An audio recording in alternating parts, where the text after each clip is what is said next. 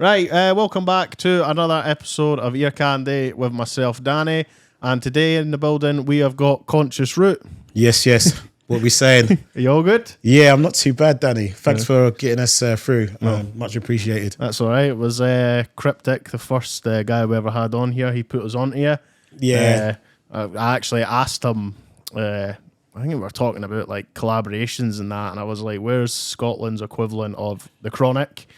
And that's how he put us onto you. Because I was like, where's the collaboration? I want a big collaboration with all, the Scottish hip-hop rappers all in the one go. And then he put us onto you, reached out to you, and you were buzzing to come on. So finally happy definitely to meet you in person, because we've been chatting on Instagram for a while. Yeah, we've had a little back and forth on that. No, it's all good. Cryptic's he's a good guy. I kind of met him quite a while ago on the festival scene, and when he was doing stuff with trying to think of the name of his project, the first one that he was doing with, what's it called?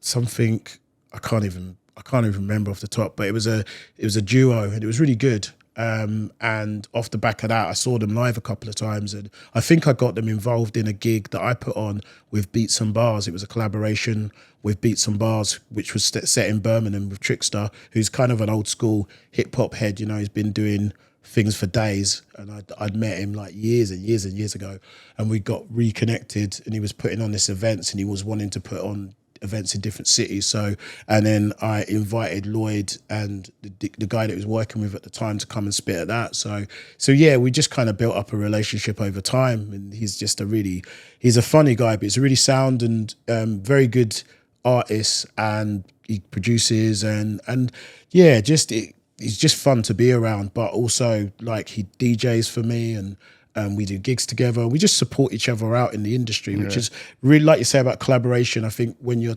smaller acts or smaller artists, I think it's really, really important that you're strength in numbers, eh? Yeah, definitely. I think that's how a lot of the scenes, like the grime scene broke, the original like American hip hop scene. They were all supporting each other, and I think that's why the Scottish scene probably struggles a lot. Yeah. So how have you ended up coming to where you're?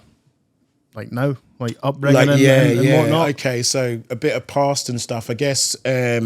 So I started out. I was born in Brent in kind of London, and then at the time my mum was living in Wembley, and then she passed away. It's been really interesting recently because one of our family members passed away. Actually, I've had a couple of family members on different sides of, like, because I'm adopted, and I've also got my real family who I met in my 20s, so it's like quite complex. But just to say, like, on the my real family side, my mum had a half brother, and so he recently passed away. I'd never met him, so I never knew him. But my uncle Mark, who I have met and did know, he was like, oh yeah. And they found all these different pictures. So when my mum passed, I was kind of fostered and adopted, and I moved out of London. How old were you when your mum passed? 18 months old. So I was quite I was a wee burn, as they say up here. So and then so I kind of was moved out, and I grew up outside of London, but in between, like London, Cambridge, with a white family, which was a very different experience because I didn't have that cultural understanding or cultural support. So that was a different upbringing for me. But I think it's given me quite a unique understanding of the world to kind of grow up in a white society, almost as a white black person. It's been really weird. But then culturally finding my roots and trying to kind of go back and find what it is to be a black person and my identity. Because there's a lot of shame generally in our culture for race, not so much as in Scotland, because I think the racism isn't as big, but racism is a thing everywhere. But politically speaking, there's a political bias around immigrants and wherever people are coming from. You know what I mean? So the media that feeds into that has a real impact. And in London, the media, particularly around the 80s and 90s and, you know, following on, the black media issue has been going on for centuries. So you've got all this kind of really negative idealism with black people, basically. Right. So I grew up with this stereotype that kind of made me very ashamed of being a black person. And I think it's taken me a long time to start to feel like proud of and appreciative and to celebrate, you know, blackness. Yeah. You know, I think that's taken me like maybe 35 or more years, actually probably more years of my life to get to that stage. How come you felt ashamed to be black? Because I guess I grew up in a very dominant white, like, I mean, for instance, some of my experience when I was young was like for instance, I might get a girlfriend, like, you know, I'd be like a teenager or something, like 13, 14, and I might get a girlfriend and then their parents would come and pick them up and I would never see that girl again.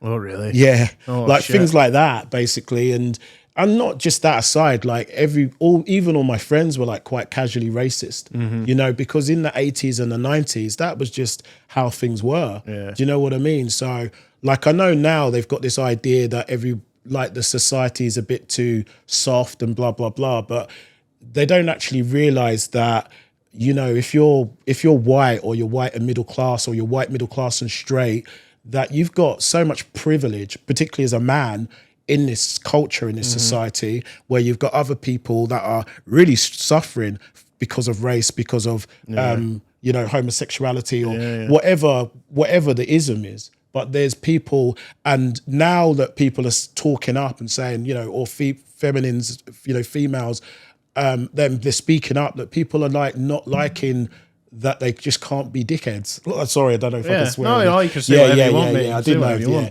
But so it's like, oh, what do you mean? You know, everyone's like, you know, it's just like, well, this is repression and the kind of language that you've been using to, you know, really put people down and make people feel awkward about themselves, you know. Because it's interesting now, I'm growing up and I've just had a daughter, she's like 16 months old. We've got all these books, she's got black dolls, she's got all this, we've got all these books and there are all these black families being like positivity showing. I had none of that when I was young. And I was feeling sad because I was like, you know, the only thing that represented was the gollywog. Yeah. That's the thing. And that was just a complete racial slur on black people. But that was the thing. Well. In the 90s. Yeah, that's what I mean. It's just like, but it was, it was a total, you know, it was institutionalized like racism, you know, even that whole, you know, the gollywog itself and, you know, the kid off the jam jar. That's what people used to call me at school. Yeah. You know what I mean? Well, the crazy thing with the gollywog was it was actually gifted to me. It was my grand's sister. She was still alive in the early 90s when I was born. She was going through like all the Alzheimer's and all that shit, but she used to knit and make stuff. And this was like towards the end of her days where her mind was just completely gone. And she turned up to my mum's house one day and she was like, oh, I've made this for Daniel. And she put it down and my mum was like, what the hell? You have fully lost it. Like, you have fully lost it. Yeah, They were like, was it doing that? It was like Stitch, like doing the high. I had like a green jumper on in that, and like I remember my mum told me like years later, she was like, yeah, she handed me that just as I was going out, and it was your Uncle Tommy who was looking after you that day. And I told him, don't give it to him, it will terrify him. And he ended up, of course, giving it to me just to see if it would terrify me. And I took it everywhere with me. But I mean, that's like different days. Like, you know, if you've seen a little kid walking around with a gollywog now, you'd be like, oh, that would be, The thing is as well, like, I don't think there was any like racism in it, because there's never been any sort of racism in my family. I would say I was quite lucky that I was brought up across from me when we moved into town, because we moved to the Westport, like the Grass Market, when I was younger. Okay. And right across the landing from us was like an Indian family, and they were great. Like, they would make us like curries and all that. Like, we would come home and there'd just be like a curry line at the door and that. It was like homemade stuff, right? And that's just the world I was brought up in. It was only later on when I got a bit older. I remember one time in particular, I had a friend come round to my house, and we'd actually seen one of the neighbours downstairs from the Indian family across from us. And I was like chatting away to him and that. And when he turned away, my mate goes to me, "Who was that?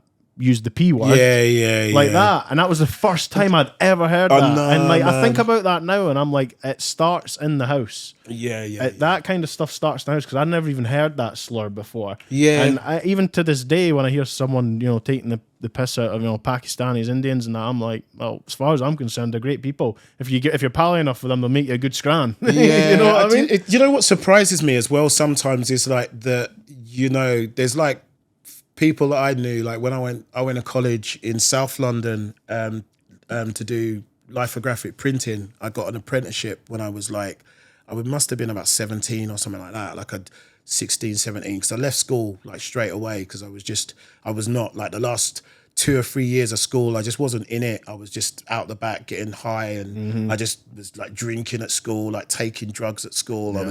I was getting away with it really, and it just wasn't working for me because I wasn't academic. But I was also, down the line, I learned when I went to uni in my 30s that I'm dyslexic as well. So as well. So that was a part of it, a part of that journey. And in that time, dyslexia or support and the kind of things that they have these days didn't exist. It was like they just put you in the stupid class, and then you think, well, everyone else is just dossing around. You can't learn in that environment anyway. You found out in your 30s you were dyslexic. Yeah, I went to college and then uni, and they did like, because I had a understanding that I was struggling. So I went to college, but it wasn't until I went to uni that I had a proper diagnostic, evaluation. And so they kind of said in college, we think you are on the spectrum. Right. And I think there's other things as well. Like I have tried, like I'm not just dyslexic. I think I'm a bit ADHD or a bit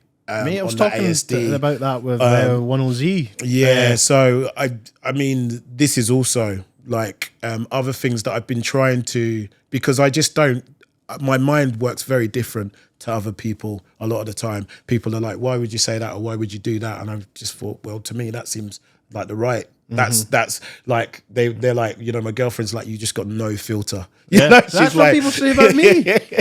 Is that a dyslexic ADHD thing? I mean, it is a bit, because it's interesting, because obviously, like, I kind of know Loki, but really from a distance, me and Darren Loki McGarvey, as he likes to be known these days, I kind of know him from a distance. I don't know him that close, but I am more closer to his wife. Like, we've done a couple of projects together, but we've spoken quite a bit and done some creative stuff and met up. And I think like we have more of a kind of connection, but I admire Darren's work, and I've read his books, and I think he's like, and it's interesting. He's got this kind of narrative at the moment going on about mental health and the labeling, and I do like, I mean, I think the DSM-5, obviously I work in mental health as well, we can get into that, like, so I'm a counselling psychotherapist, so I've got a diploma in psychotherapy, diploma in child counselling, and other kind of like nuts and bolts that I've done training wise over the last few years. I've been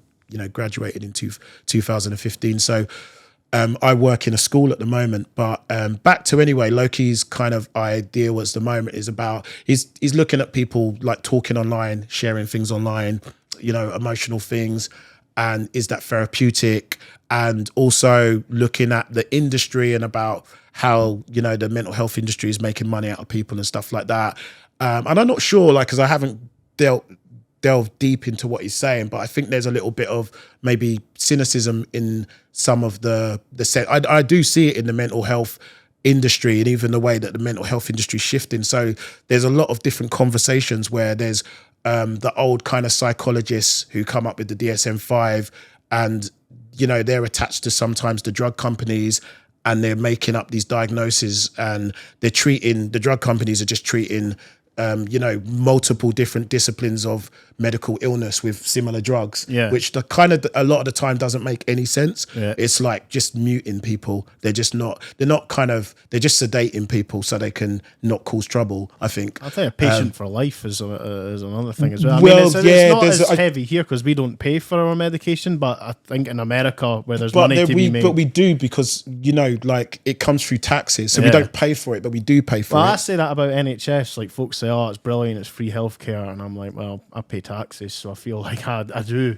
pay for it." That's like, what I mean. Yeah. But I think there's a lot of obviously there's a lot of different narratives out there and there's a lot of like people saying, I don't know, like people like Gabba Mate, they're like, there's a lot of almost criminality within the health services because they are feeding into like, getting people like on drugs because it's just an easier way to do things, but it doesn't mean it's the best way to do things. Yeah. And there's more holistic ways and other things, but they don't make money, so they're not researching and investing into that. So then there's a corruption in that. I don't like the idea of folk making money out of other people's misery.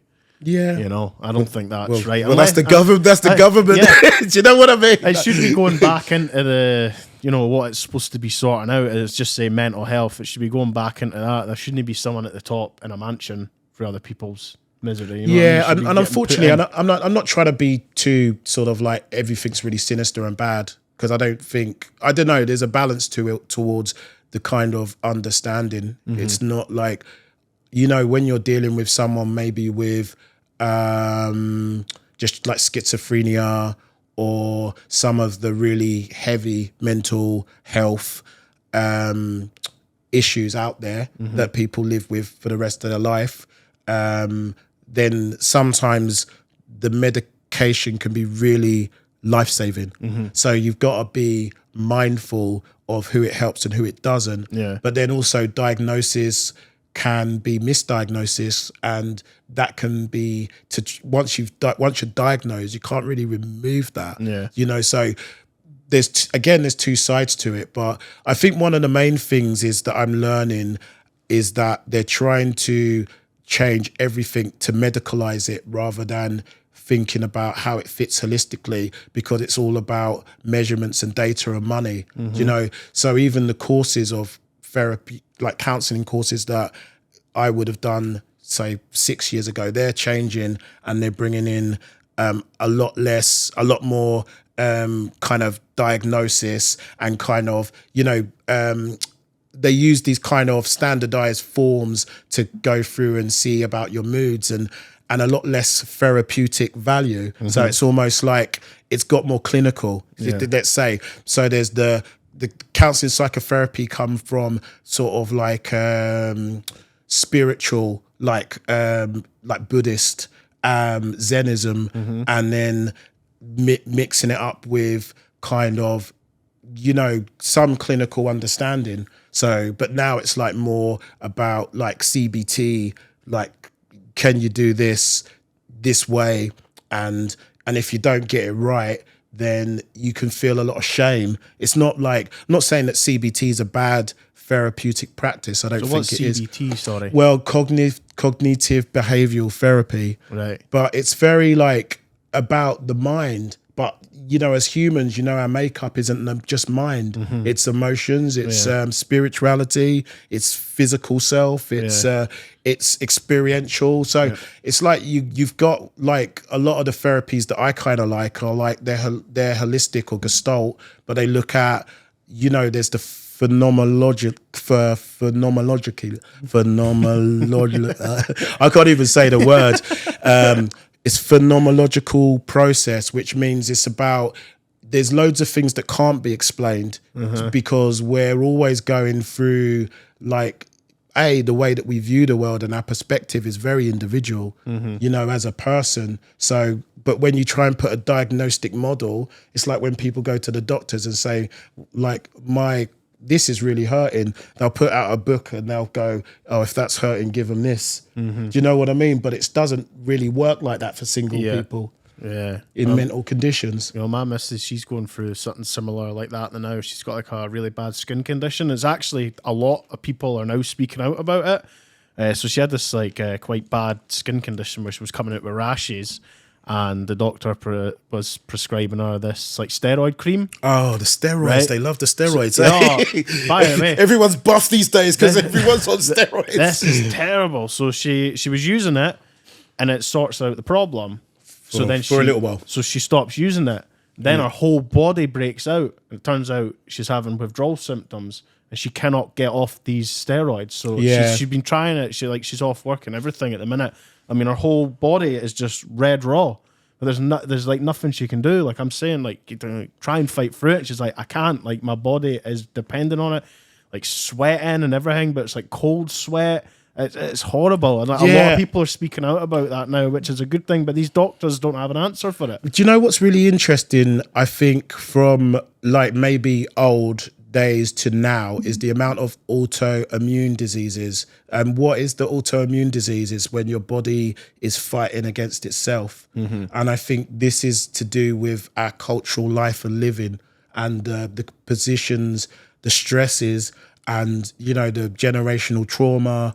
The expectation of society, and I think a lot of the time, like for all, because when you think about mental health or physical health, like they're all linked because we're an organism. Mm-hmm. So it becomes about imbalance, right. And then so like for instance, if someone has asthma, what generally that can be if they're in a household where they're always anxious, so they're short breathing because they're scared and they're all frightened, and then this kind of then becomes a sustained thing, and that can go into asthma. And arthritis is like a pain thing, but there's lots of interest in, even with things like autism and stuff, a lot of these things are kind of caused by certain social situations, right? But like the way that people, the medical, like they want to take away that this is not a social thing. This is just that person's problem. Yeah, because then the bigger picture. Because they want to take away that maybe the culture itself is making people, and that's why Gabba Mate and that have got books and research on it, and they're saying like the society is killing us. Yeah. It's a kind of cancer in itself. Yeah. And people don't want to look at, because there's loads of people out there getting very, very rich off of it, and they're also not going to let people change it because they control it all. Yeah, I try my best to do my bit for myself. So, I don't know, in the past couple of years, I've been on like a total like health kick, going to the gym, eating healthy and all that. I think that there's a lot of that plays. Oh yeah, the food thing's like another a massive thing. Because this is the thing. Like, there's been times like I like gaming, right? But see, if I sit on the couch or lie on the couch all day playing games, get a takeaway, see, by the end of that night, I feel like absolute shit. Yeah, you're just in a room by yourself. I mean, at the time it's great, but when you think about it after, you're like, that's actually not a way to live. And the thing is, and I think if you think about it, you could do that one night, maybe once a week or twice a week. But if you've done that 5 times a week, like eat McDonald's, do it all the time, and I just don't. And they're very anxious people, and they struggle with the amount of people that I deal. Like I say, I'm a therapist in school, and one of the main things that I deal with young people is their anxiety, and I think it's that they're not. Where we were getting out, we were in woods. Yep. We were like, I grew up kind of near in a small town, so I could cycle like a mile anyway, and I'd be in countryside, and we'd go cycling for 5 or 6 miles, and even when we were kids, like it wasn't the worry in that about getting snatched up. When you're younger, when you're a kid, there was nothing better than getting up, going to your mate's house, chapping on the door, getting them out, kicking football about the field for 4 or 5 hours or whatever, running about. And I don't think a lot of kids have that now. Like, I was chatting to one of the neighbours at my mum's house when I went to visit my mum recently, and it was a lassie across the road from us. Says, "Oh, a long time no see, blah blah." And I said, "Where's your brother Reese? He used to always be out kicking football about." And he says, "Oh no, they don't meet up anymore." I says, "What do you mean? Are they falling out?" And they're like, "No, they just go on Fortnite and chat over the they headset." chat. That's exactly what they don't go outside. And can you imagine it? I mean, it's like you know what it's like, because when you see the documentaries about the cows, they're like, or the chickens, like they're just cooped up. They don't go outside. You know, so you get the healthy meat that's outside and all that, and they're just totally different, and they're really chilled. And then you look at the sick cows that are like there, and they're just like on loads of drugs, and it's just like that's we're the human version of that. Yeah, do you know what I mean? Yeah, we're the comparison. We're the human version. We're just stuck inside. We're not getting out. We're animals. We should be outside. Do you know how good it feels when you go to a field or you're just out in nature or you're by a lake or by a river compared to when you're in a city? Yeah. Do you know? Did you know physically the emotional difference that not makes? Just that your breathing's better as well. I mean, this is what I mean. It's like we're so, and this is a created utopia that we think that we're in, and it's not our natural habitat. So, and we're also getting told all the time that we need to stay apart and we need to keep safe. I mean, COVID was a horror for that. No, yeah, I did not like that at all. Like, obviously, as you probably know, I love my music. So naturally, I love my gigs and that as well. And being stuck in the house for, a year and a half, 2 hours with no gigs, no stimulation, no nothing was absolutely brutal. Yeah, for people's mental health. I thought, I was thinking there's actually people that do this by their own choice. Yeah. Just to stay in and to experience that. I was like, I don't know how the hell they do that. Like with bad consequences for their mental health. And I've seen a lot of kids from who they come up maybe from P7 or even people before that. So I generally counsel kids between the age of P5 up to sort of 18, but I've done adult counselling as well, like a lot of it.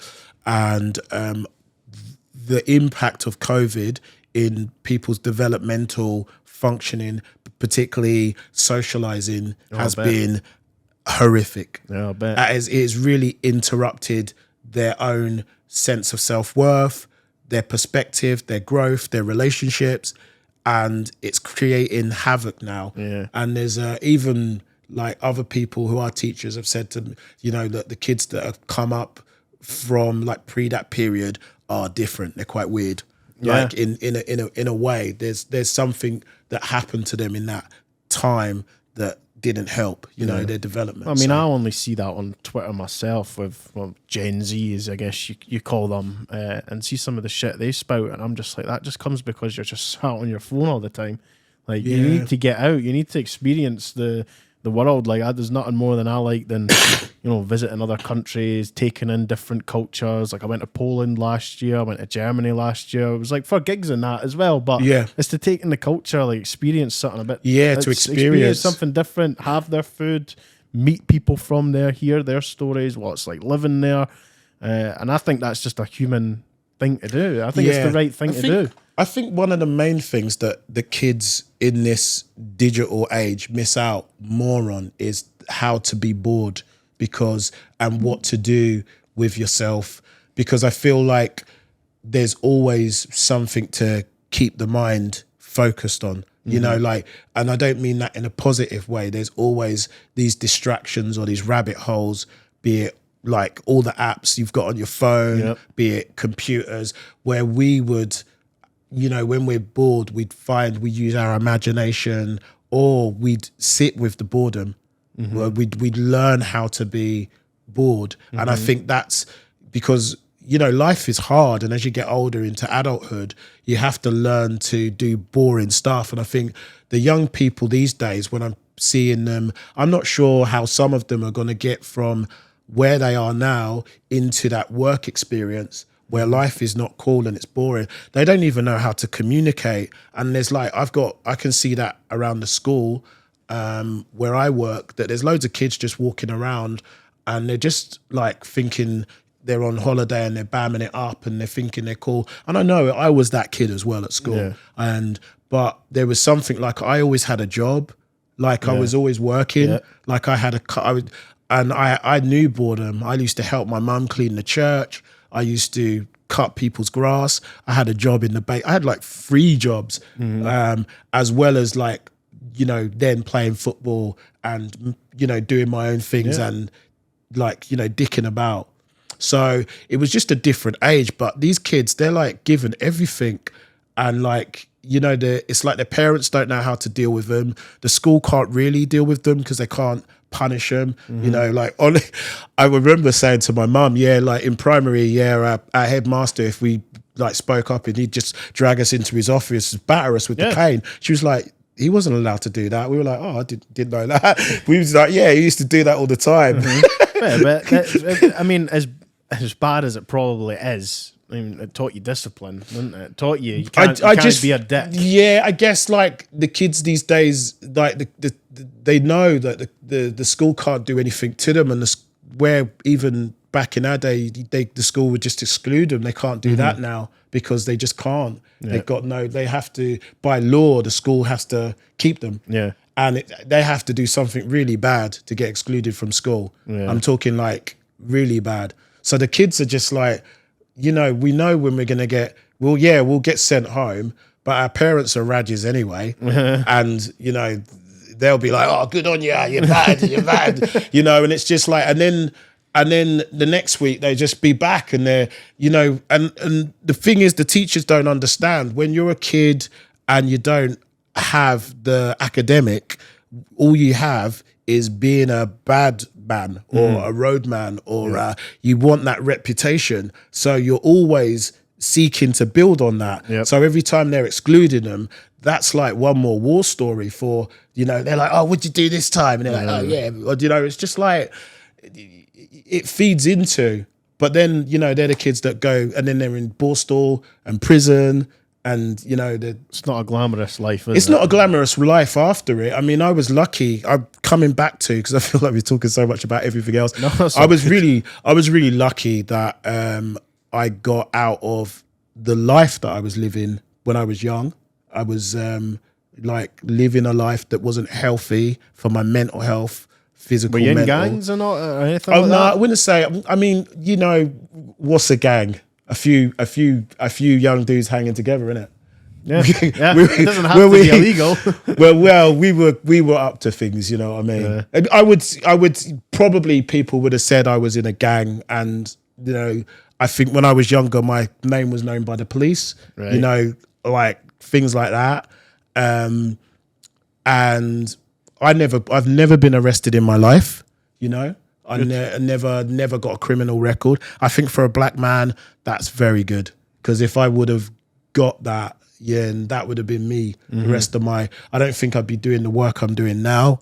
No, absolutely not. So like, and I look back, but when you're in it, you don't care, because all you want is that, because you didn't do well at school in an academic way, you want to do well in school I want to get a rough reputation. Do you ever go back to visit London?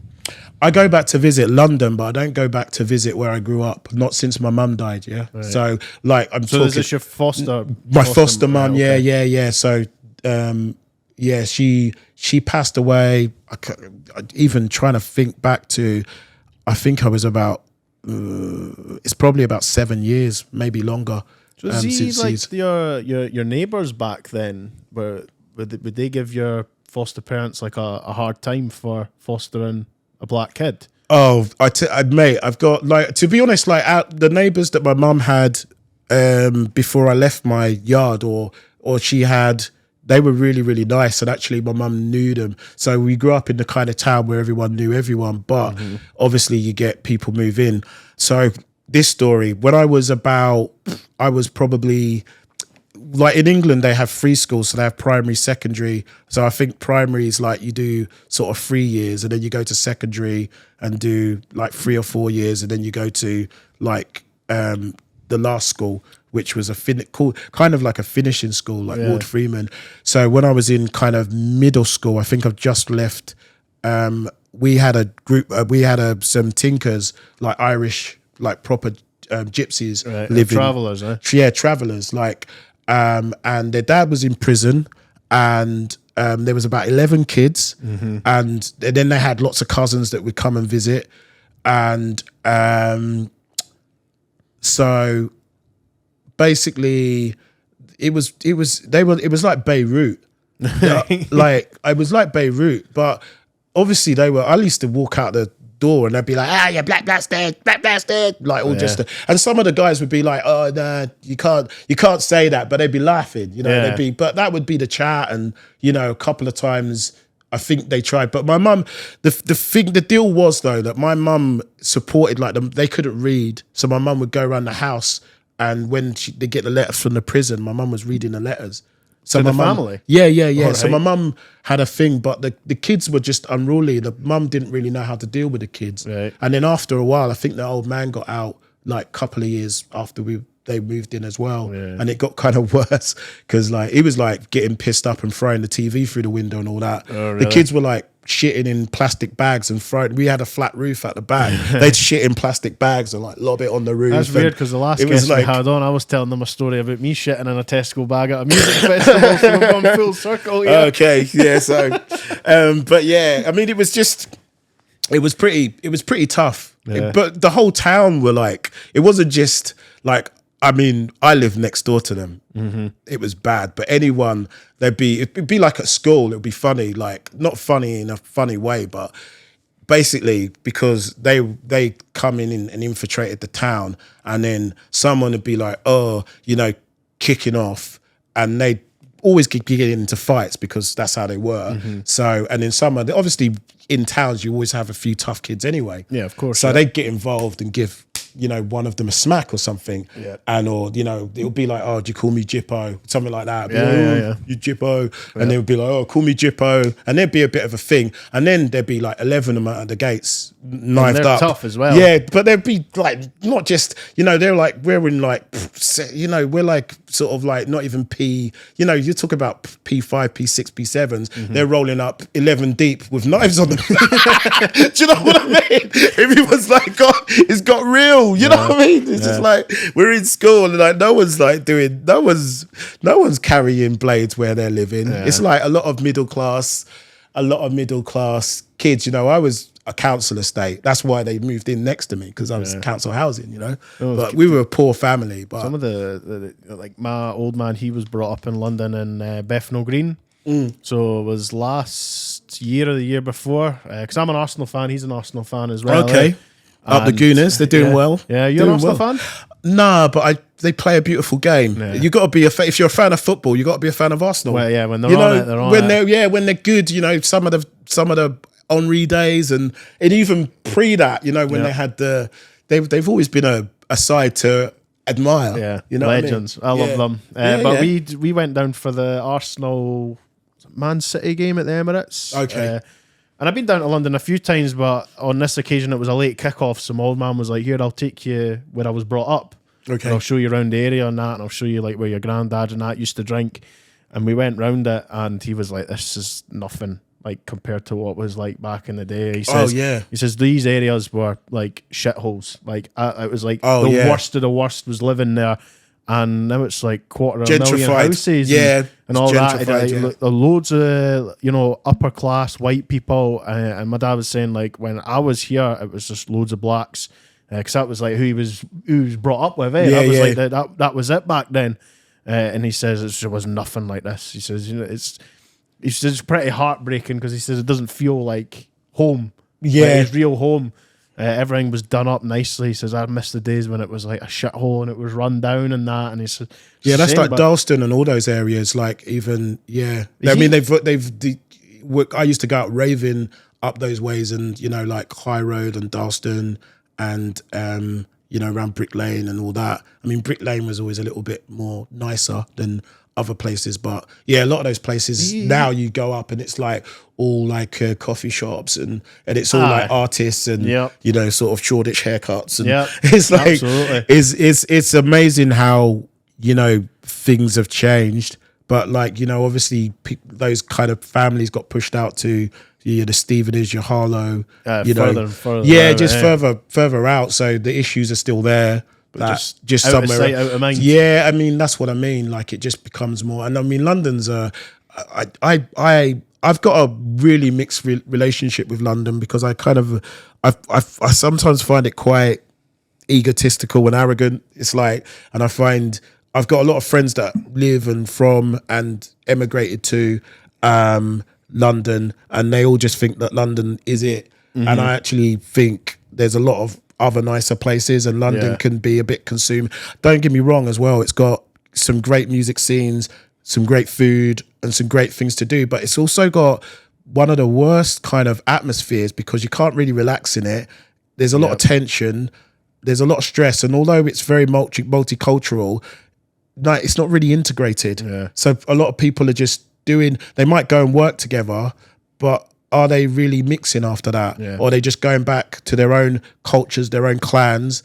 And I think there's a lot of that. That's kind of what one of the issues was when they brought a lot of immigrants over they didn't help them to like immigrate. They didn't help them to like locate into the society in a way that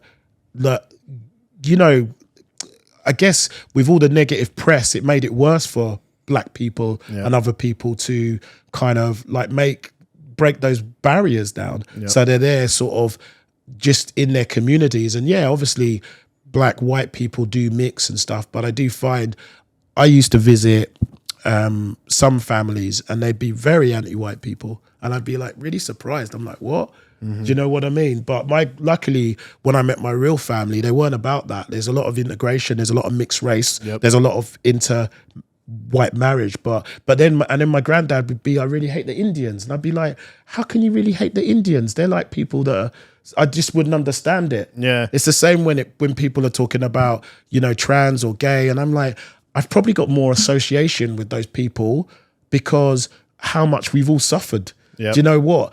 With all this cultural like misappropriation, like with all these misstatements, with all this misunderstanding, I can relate more to them than I can some privileged dude that hasn't had to deal with all that stuff. So of course I understand what these people are going through because I know what that's like. I suppose that's a good way of looking at it. But obviously, this podcast is about music. Yeah, let's do it. We've not even talked about it. How did you get your start in music? Like influences, go back as far as you want. Like what was the music you were listening to when you were younger? Because obviously that's the progression to get you into where you are now in the music scene. Influences and all that. So influences, I would say very young. People like Michael Jackson, Phil Collins. And when I got a little bit older into my teens, it was definitely like Guns N' Roses. I kind of really liked. Yeah, well, my brother he just got that, Paradise City. I was probably about, I don't know, I was very young when that come out. And I was just like, this is dope. That Guns N' Roses, Appetite for Destruction. Appetite for Destruction. That album was just incredible. It was. And I was just like, I wasn't really a metal fan, but I didn't really know it was metal then. You know what I mean? You just hear something and you like it. You just take it for what it is. And then I was like, I think when I was 13, my friend, who was my good friend for quite many years, like, he gave me a tape and it was like NWA. I think it was the first one was Straight Outta Compton I got. And then that was just like another thing. I was just like... Was that your first introduction to like hip hop? Yeah. I probably... Before that would be Vanilla Ice, like Ice, Baby. Stuff before that, I mean, the Now tapes. It was like the Technotronic and like things like that. Do you never hear like Smiley Culture when you were younger and Tippa Irie? Nah, because I didn't really grow up in I grew up. My family weren't very. If they listened to music, my dad and that would have been country music. Really? And my brother was kind of the coolest cat in the family. And he wasn't that cool.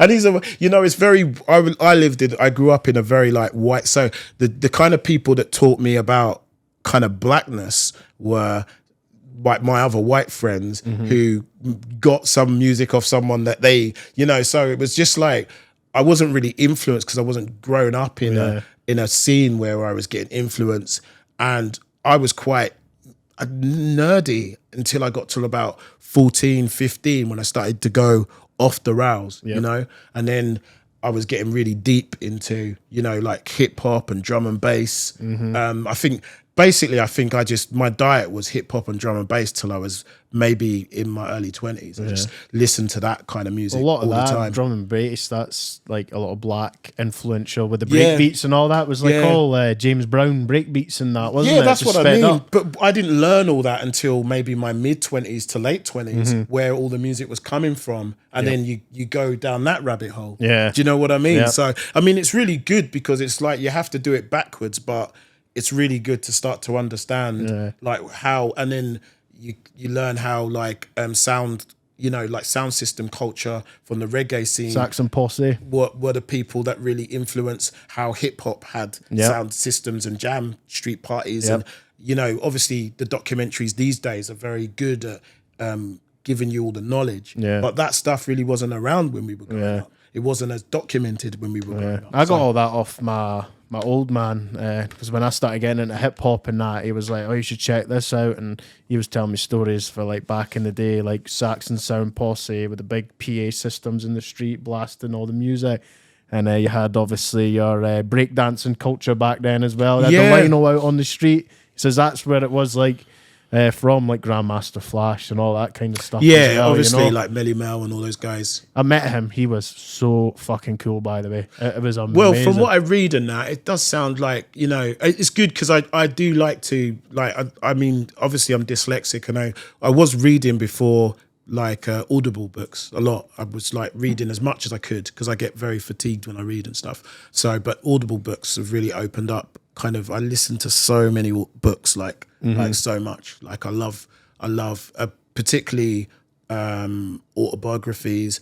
I like that kind of sort of like Lord of the Rings vibe stuff as well. Right. So I kind of go down those rabbit holes. But anyway, I don't want to get too off track and stay close to the music anyway, because I just honestly, I get on. I think this is, the thing is when I get into something, I just go off and I'm like, oh, we were talking about that. My missus says that to me all the time. She was like, how have you gone from that to that? It's like completely just two different things. It is what it is. It's all good. It's all good. So obviously you're listening to, NWAs and that. Are you listening to that thinking, I can do that?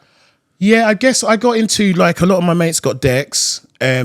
Back then I had, you know, again, I hang around with a mix of people, from people like myself who were a bit more sort of council house, and then we had a lot of, like, you know, middle class friends that were sort of a bit more affluent, so they had decks because they could afford it. I think, like, one of my friends had Technics because his parents are quite rich. The other friend, what's Technics? Sorry, Technics 1210s.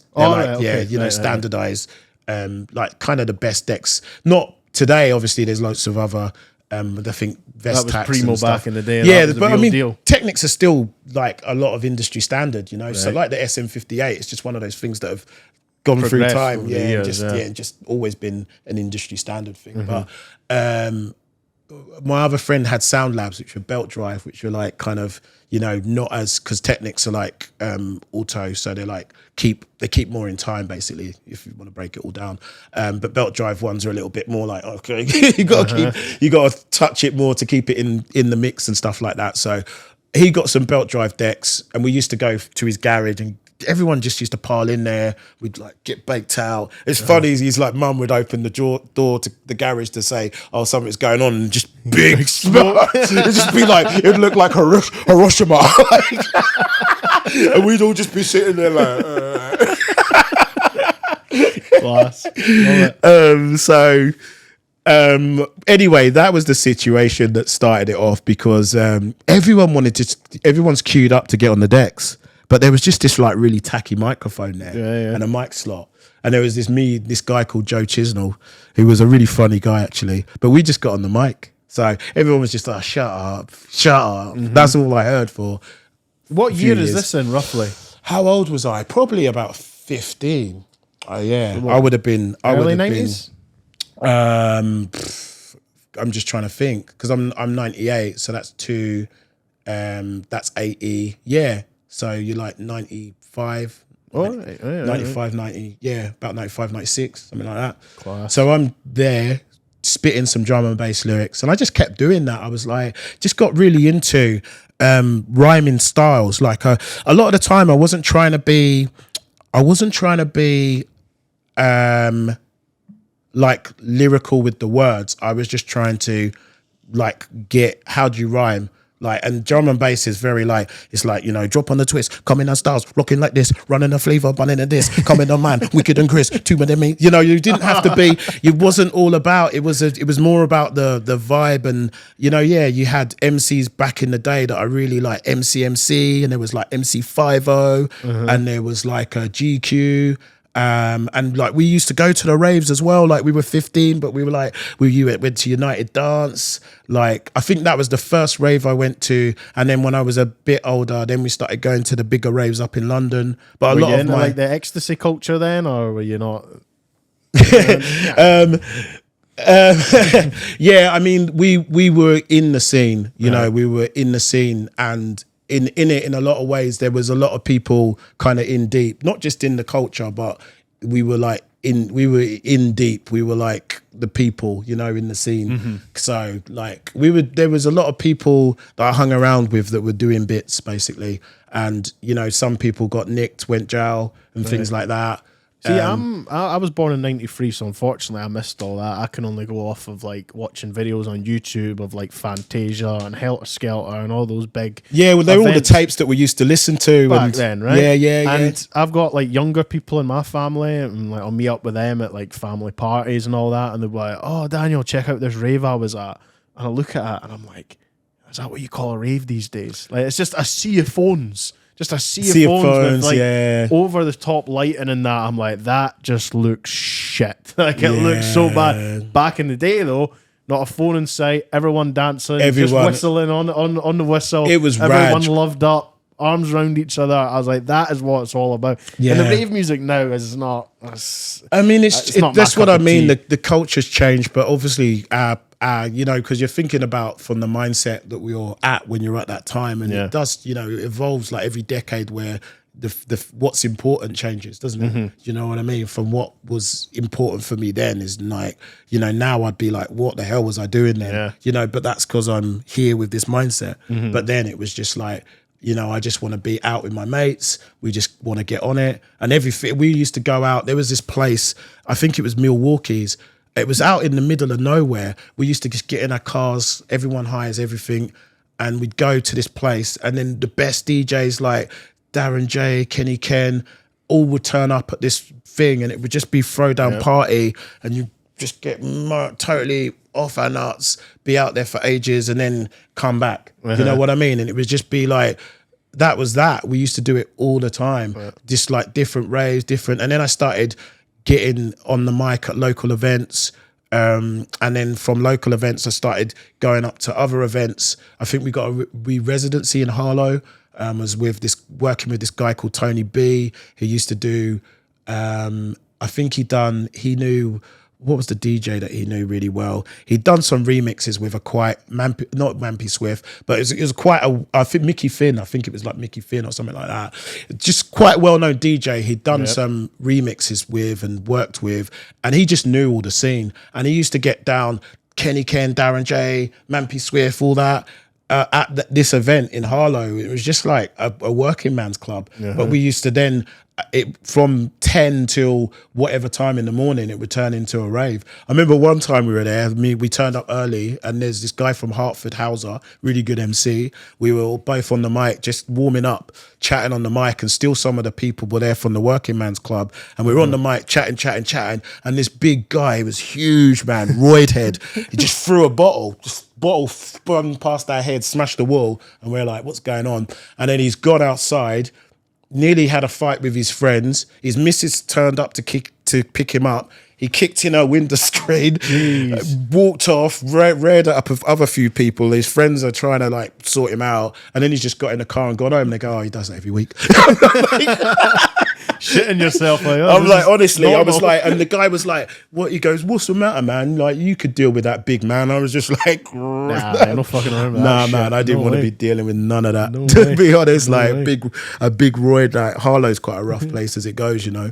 But yeah, so from there, I've done some stuff with Labyrinth as well. Like just sometimes being cheeky, I used to try and bully my way on the mic, which is stupid, really. I remember one time there was this MC up there and he was on the mic and I thought, I'm better than you. and I got on the mic and I rinsed it out and he didn't like it. The next time I went up there, he had 2 guys standing either side of him, like big guys. So, and But it was that is just, the hip hop mentality. That's what was back in the day. Like, It was you, like what? that. If I'm better than you, I'm going to show you I'm better than you. I'm gonna rinse it out. Yeah, exactly. It was like that, man. And it's funny because I think about it now, and obviously that still happens. Like I've been at raves myself, or just hosting or MCing at gigs when I used to do Kelburn quite a lot, and you get people coming up to you, they go, "Oh, give me the mic," or you're working at a gig and you're paid for it, and they're like, "Give me the mic," and then I'm just like, "No," and then I was like, "I'll give him the mic," and he chatted, and I was just like, "That's complete." Like, just go away. Do you know what I mean? Like, if someone's good, then you got to give them their dues and give them a little bit of a spotlight. But when they're just getting on the mic, they're like, they're just doing it for the sake of it. Jaws all over, flapping about, eyes are spinning around. So what are they just doing, like a drum and bass sort of freestyle, or is this actual hip hop? Nah, that was all drum and bass up to then, I think, and then the hip hop started when I met this guy called Huss, who was trying to. I met this guy called when I was doing the Harlow thing. I was doing this stuff with this guy called Gareth Warlows. I met him, and he was an MC filler. That was what his name ended up becoming. And then there was like me. We used to do the MC thing, and I was called MC Shad at the time. And then we kind of developed that into At the time, we started listening to hip hop because we were listening to, like, what's that tune? The Rapper's Delight. It was like Sugar Hill. Sugar Hill. He used to bang that all the time in his car and his system, and it was just like the hip hop, hippie to the hippity hip hop, bang bang the boogie to the boogity beat, and so it was all about that. And then we were just like having fun with all that, and then this guy he was Ben Waller, aka Huss. He was like, he heard that I was a decent MC, or in the area I was probably the only MC really that was doing something, and he was like, "You should come to the studio with me. I've got a full studio. I work with some different dudes. Come down there." And then I was all really quite arrogant and stupid and young, so I was like, "Nah, man, doing my thing." My mate's got an 8-track. He was like, "It's rubbish. He doesn't know how to use it." We were just like recording. Like, we'd stick on a D&B tune and spit over the top of it. That's the best we were doing with it. We weren't doing anything. And this guy was a really good producer. He was giving you an opportunity to actually make a tune. Yeah, he kept coming up to me, and I kept going, "Yeah, I got mate." He's How like, far and up your own arse was your heat at this time, man? Man, honestly, I don't know if I've got better. But crazy. I was just like, and then but the thing, actually, part of it, when I look at some of that now, I think if I look at my mental health and that, a lot of that was fear. You know, when you put up such a front, like you're so. You need to live up to that expectation. Well, it's like you're fronting because you're scared, right, and you're creating something to protect. You know what I mean? So I think a lot of times when people are pushing really hard, because actually when you meet really hard people, they don't need to try, because they're comfortable. And when trouble happens, they're gonna deal with it. And the other people are barking. They're barking like, like dogs. They're like scared, but they're like something like. They're just like barking a lot, but really they're not gonna do anything. If you try and get into the place, they'll probably just go. It's a little bit like that, and I definitely had some of that. I mean, I was in between that, because being a only black guy in this town, I had to learn to fight, because I was getting bullied and picked on because of race and that. So I was like, you'd have a few scraps or people calling you this and that, and you'd have to batter them, or you want it if you want stuff to. So there'd be all this kind of stuff going on, and I wasn't super hard, but I wasn't a pushover either.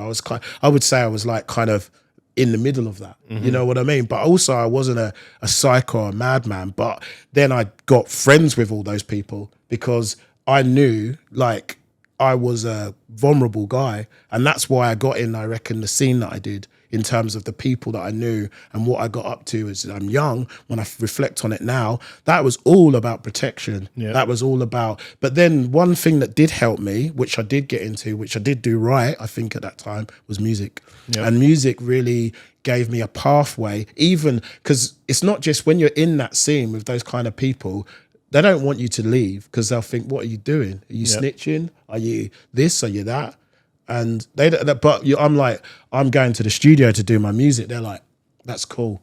Yep. Like, right on. You do your music and you get out of this crap.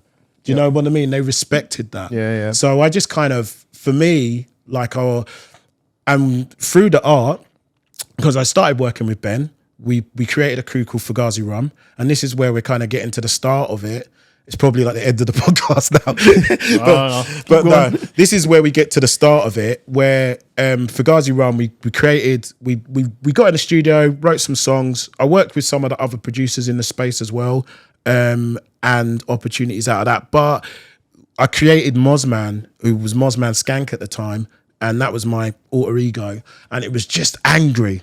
I had all this anger and hurt, and I was so messed up. Just from past experiences. Just from the trauma. You know, I lost my mum. I'd gone to this white family. I had not a great upbringing. I don't say that I had a terrible. My mum was a pretty like loving, decent person.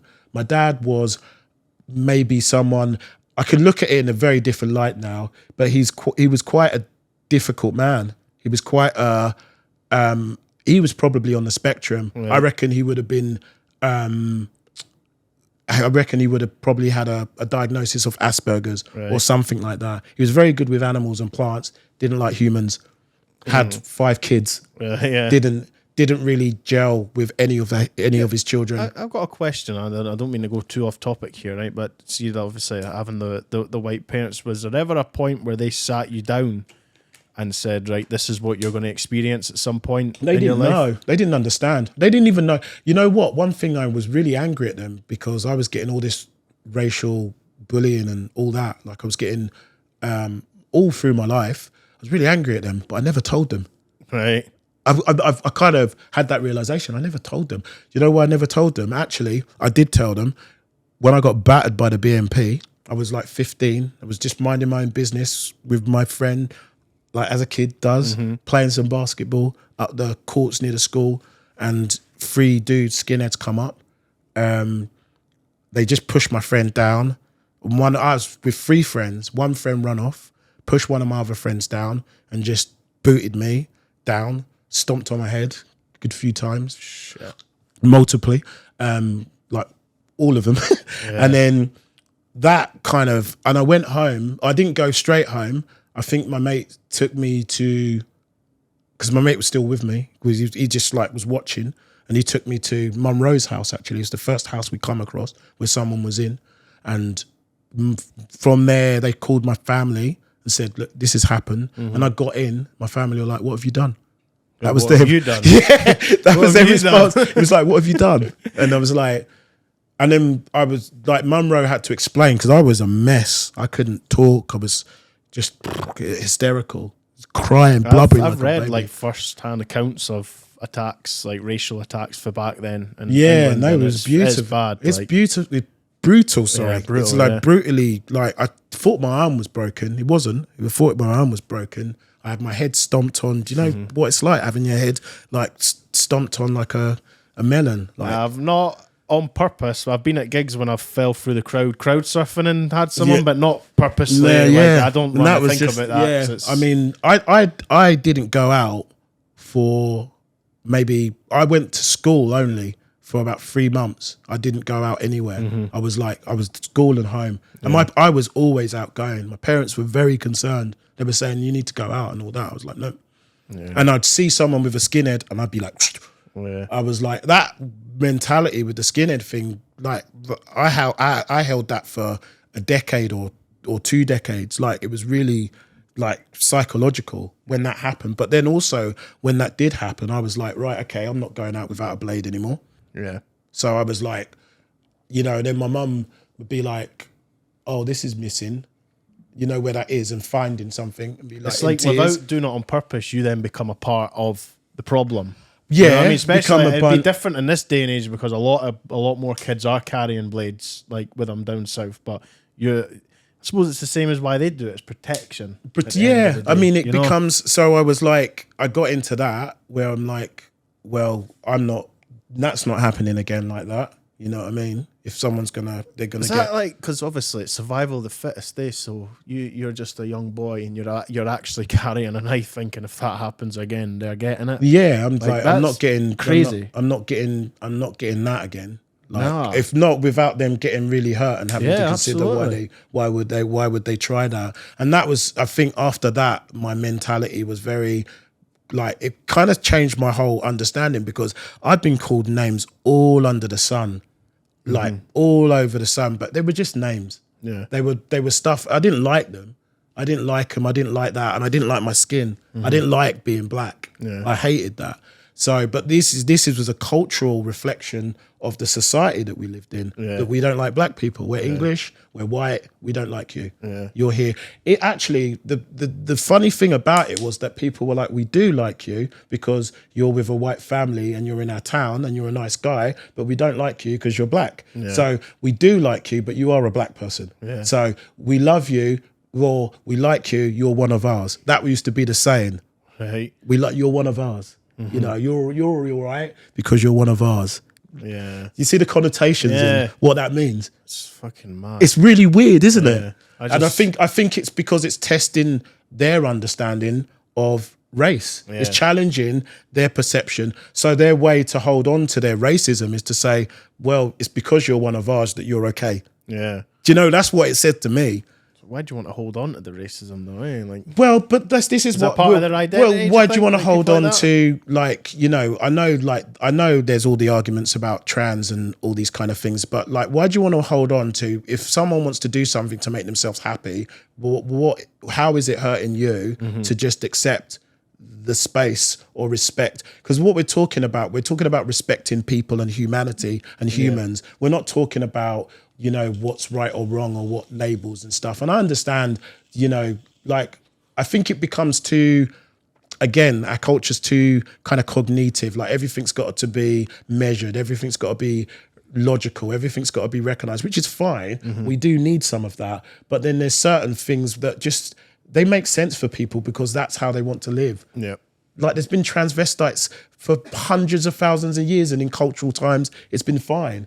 So what's the, like, back to this, for me, this is why I relate more to people of indifference than your straight white guy Simon, who likes a bit of footy, goes down the pub, knocks down a few, you know. And it's not nothing against those people, but I do find sometimes that they've been so conditioned by what's right and okay to be that they haven't really asked the question, why do I feel and think these things? I think if we're taking on bias, prejudice, we should really know our argument of why that way. I mean, I didn't like skinheads because I got stamped on by skinheads, but you're a skinhead. I'm not going to hate you. This is not my choice. I am both. I'm now a skinhead. I joined the BNP. You know? I thought, fuck it. You know, better be with them. You know, like, I remember like finding that crazy when I was younger, because in my house it was there was like a lot of ska and like two-tone music was played. So like your Madness and the Specials and that. Yeah. So whenever I think about skinheads, like those were the first skinheads I learnt about. Yeah. It was only until I was a wee bit older, and then you properly get into the culture and like what was going on in England in particular at the time with like National Front and that. I was like, I didn't realise that there was that kind of skinhead, because skinhead for me was reggae, two-tone, ska. I didn't know anything about the sort of the racist side of it, yeah. But even back in the day, like there's loads of footage online you'll see of bands playing somewhere down in England, and there'll be some idiots at the back doing Nazi salutes. Yeah. And it's like, you don't understand the music. How could you go to a ska gig and be doing Nazi salutes at the back? Because they're the ones that are singing two-tone is black and white. It's bringing them together. It's bringing cultures together. So how fucking stupid have you got to be to do Nazi salutes at the back, especially when there's a black guy on stage? One of the funniest things was that when I went to court, because they got the guys that battered me, they didn't get anything. I think the guys were actually on community service when they battered me. Okay. So they were on community service. So they're already in the shit. And they were on their break, and I was a minor, and they were like 19, maybe 20. So I was a minor, 15, and they battered me, and they found the guys, and basically when I walked in, because I walked in with my friend, the police guy, and my mum, my adopted mum, and they were listening to Lenny Kravitz. Sat back. Yeah. And my mate went, they're listening to Lenny Kravitz, nodding their heads. They're racist. it's just the whole irony of like, you know, they'll be going, yeah, hate those, you know, those P's, those N's, those there, but eating their curry while watching, you know, watching things and listening to black music. It's just like, yeah, okay, you really know it, don't you? Yeah, just idiots. That's what it is at the end of the day. Just stupidity. They're not knowing where things are coming from. So back off that, when I met Huss, we created Fugazi Rum, and we'd done loads of really dirty hip hop. It was raw. It was like getting to the mic and just going, rah.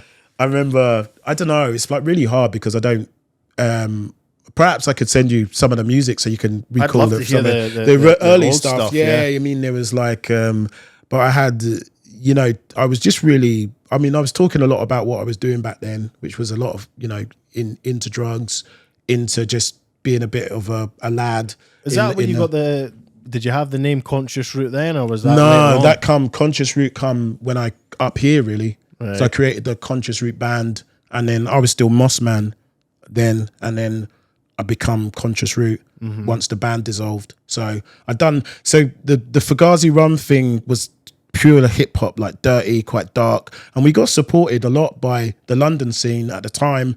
Disorder, who was like one of the main guys, he had a distribution thing. We put out records. We put out we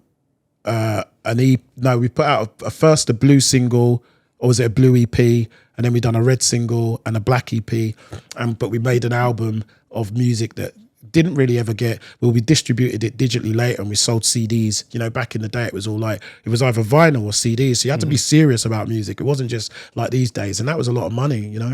Getting vinyl pressed up, but we got vinyl pressed up, you know, posting it out cost a fortune. It was like it cost a fortune. Posting, everything was post back then, so we were just like posting, not like email blast, you know. So it was different back then, but we were starting at the same time that Task Force and all these guys were just like, I never really realized it at the time. We were kind of at the core of it. And even when Disorder said, oh yeah, like these guys are really good, and I've got you, I didn't take that as the compliment. I thought it was a bit of a diss. Like, I just couldn't, like, and I think the way I was thinking back then, I mean, although I was talented and I had this really raw talent and I had all this pain, and I was not in a mental healthy place to focus on the music how I could. So I think even we done Fugazi Rum, and then we done a red album project, which was really, really good. And it's like blues hip hop. We fused with this guy who was a singer songwriter who my mate knew and worked with. And we done, even creating the album was a real process for me, because I was like, how do I even write to this? It's like blues music with a hip hop beat. And I was like, it took me ages to kind of transition to what do I do and how do I fit into this? So I'd done that, and then we'd done I think before that we'd done a side project of pop, because he was like, my mate was quite focused on maybe making some money. We worked with this girl singer that I knew. We kind of tried to write some pop. I didn't feel in that project. I felt like the stuff I was writing, it was kind of killing off the proper MC of me. So there was a part of me resenting it, but I wouldn't have been able to write the Red album project if it wasn't for trying to do that. And I wouldn't be writing the songs I am today if it wasn't for that. Doing that. So although it was like a sidestep for me and I kind of resented it and I didn't really feel in it, and I kind of was thinking more about, like, I don't know, not like I really was all about success, because music, it's not really been, it has been at times, it's been a bit like, oh, it could blow up, but a lot of the time music's been so therapeutic for me. So it was interesting to, I suppose we done that project, the pop project, it didn't kind of work out. Done the Red album, it really worked. We ended up putting a band together after writing the album. The album's beautiful. I'll send it to you again. Yeah, still one that I'd listen to now and say that's probably one of the best projects. Not the best, but I would hold it in high regard in my top 5 projects that I've created or collaborated with. So I done that. That went on for 6 years. So now I'm like, I think we started creating it started maybe when I was 23, that project. So it finished when I was 29, come up to Edinburgh, 30. Yeah. Was bummed out about that project because we had like major label interest. And the other guy that I was working with had really, I don't know, there was a really funky atmosphere between me and him. I think it was a bit like when you have two frontmen in a band. Yeah. So there was like, and someone needs to be number one, eh? let's say I don't want to diss anyone because he's a guy in his own right and a really, really talented one, and has gone on to do some good things for himself, created another project and you know, done really good stuff, and he teaches, and he's a good musician, amazing musician, singer, guitarist, amazing. So it's not a he was wrong, I'm right thing. It's more like creative differences. Yeah. You know, we wanted different things in a different way. Didn't work out. I come up here angry that it didn't work out. Yeah. Felt like we had a big opportunity, had major label interests, but done some really cool stuff, played some amazing gigs, you know, and I think that's the thing. You know, what you were saying about traveling and that, it's about the experience. Absolutely. And what you're learning from that experience as a person. It opened up my understanding, because even meeting Ben, he was an amazing guy. I was really depressed and very poor. Ben was affluent, really cool. He took me from like level 2 to level 8. You know, he used to take me into London to Dingwalls. We'd go to see, you know, we'd go to what's Goldie's label? Oh, I know. Yeah. What's Metalheads? Yeah. So we'd go to Metalheads every other Sunday. We'd be like there, Goldie, Loxley, Bailey, all these guys floating one around. of the best drum and bass tunes ever is that And, Terminator but that was by the Goldie, time. eh? It was the time when that stuff was like, you know, Goldie was massive, and it was like, you know, where he just made his name. Same as we used to go to gigs. I've been up a bar. Ronnie Size steps up, you know, and then I was like going to other gigs and getting on the mic. Like MC Det would be there, like, you know, I was but on it and on the way. But again, I think that time I wasn't emotionally, mentally ready for a lot of it. Yeah. But yeah, so in the early days, he'd take me, I'd experience all these things, we'd go raving and all that. It was just really something that it just kind of showed me a world, because before that I was just hanging around getting high with my mates in a crappy little town that didn't really have much going on. So it was just an amazing experience to say that there's a bigger world. We go down to Cardiff. I'd be doing I'd done a support show. Blade, I remember because I've been chatting with Blade a lot, and I was chatting to him about, I supported you down in Swansea. We done this like university ball. And I'd done that with, I've supported Blade, supported the Jungle Brothers, supported like, and we were the main things. I remember I was on the mic, I got on the mic with the Jungle Brothers in the end. Because I just rinsed out their MC. He was on there. I just didn't think he was very good. So I just got on the mic and I just rinsed him out, and he just left. And I just finished the show with him. I was just like, I guess a bit. Right, we're getting told for we're getting to the end of it. I know. It's just I took over. I know I'm chatty. What's that? I've got more to say, but it's like we're only halfway through the journey. Yeah, you haven't even got to where I'm at now. But yeah, I'm kind of. Yeah, I mean, would you be able to come back another time for I would, part 2?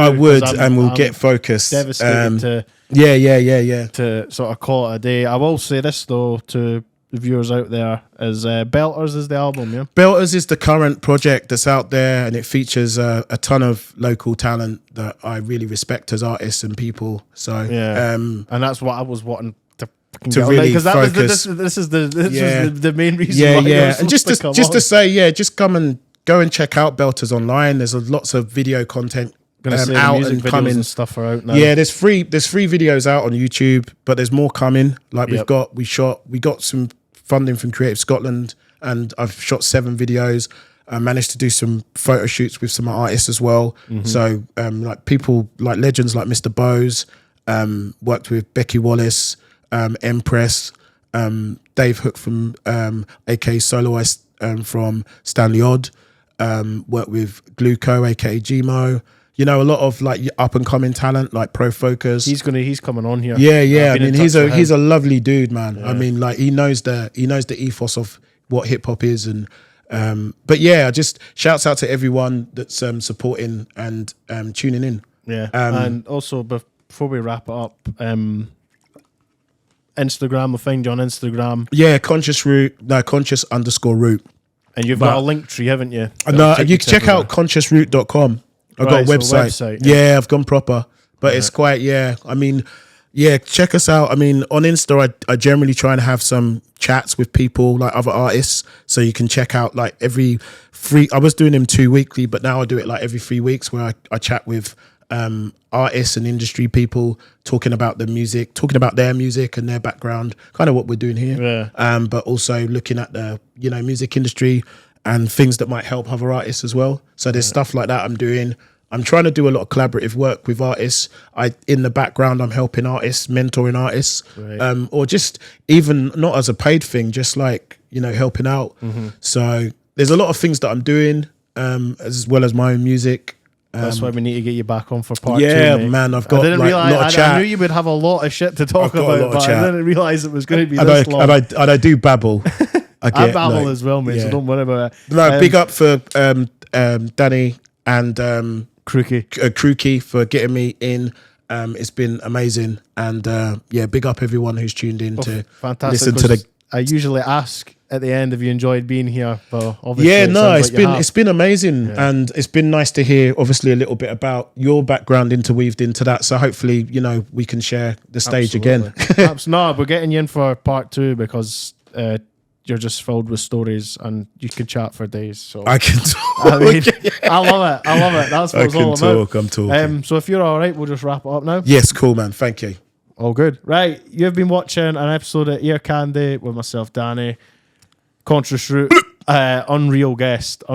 But thanks very much for watching, and we'll catch you in the next one. See you later. Yes.